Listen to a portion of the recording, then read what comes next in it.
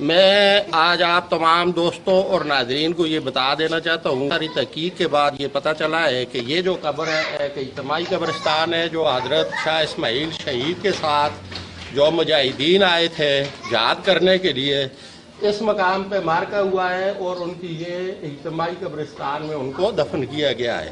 9 metre length کا کوئی انسان حالیہ 500 برسوں تک ہر قسم کی تحقیق کی ہے، نہیں ملا ہے، اور آج اس کو ایک زیارت کا مقام دیا ہے، حالانکہ یہ ایک آدمی کی زیارت نہیں ہے۔ بھی جائز نہیں ہے کہ کسی اجتماعی قبر کو ایک نام دیا جائے۔ ان لوگوں سے مانگنا شرک ہے، اللہ سے مانگو۔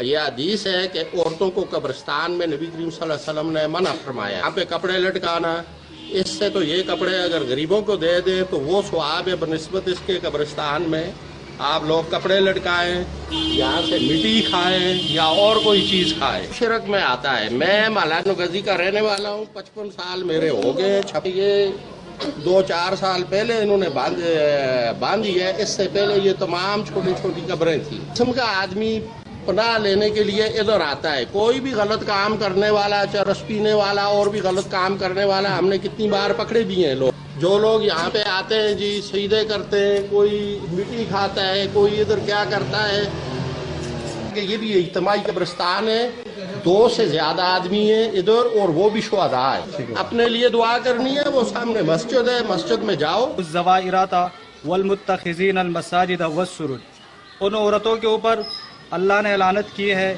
جو عورتیں آ کر ادھر جو ہے نا قبروں کے سامنے سجدہ کرتی ہے۔ قبروں کو چاٹنا یا قبروں کے اوپر چادریں چڑھانا یا قبروں کے سامنے کپڑے لٹکانا، یہ سب حرام ہے۔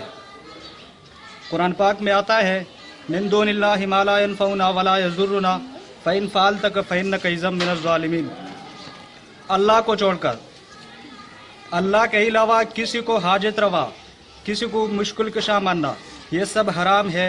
قطعی الدلالت قطعی النص قرآن کریم سے اس کا ثبوت ملتا ہے۔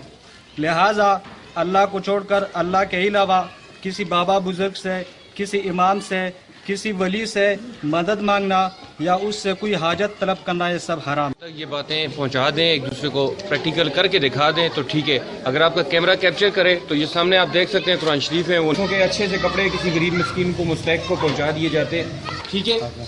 اگر ان لوگوں کی نیت میں کچھ ذرا اور جو ہے قبر کو ٹھیک ٹھاک کر کے جا رہے ہیں، ٹھیک ہے۔ بارہا ہم نے کئی دفعہ دیکھا ہے کہ کچھ لوگ مشکوک لوگ آئے ہیں اس کی کھدائی کرنے کے چکر میں۔